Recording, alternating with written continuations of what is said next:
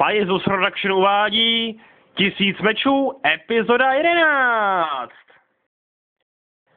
Vojáci, sice ještě nemáme černé žezlo, abychom ovládli všech 48 a tento vesmír, ale už s červeným žezlem můžeme začít.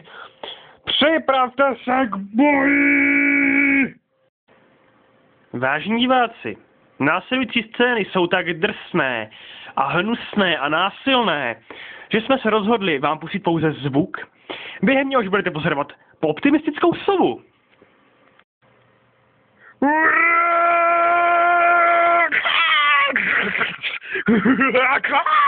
Slitování!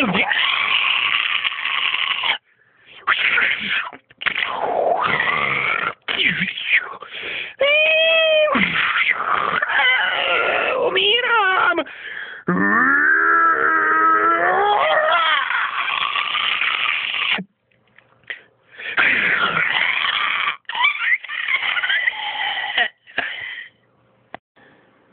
Abychom však nebyli napadeni, že je to krávovina, dovolíme si uveřejnit jeden výstřel.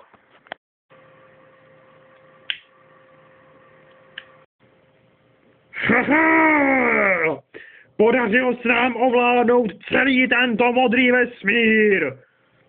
Škoda, že patří zrovna k jednomu z těch menších.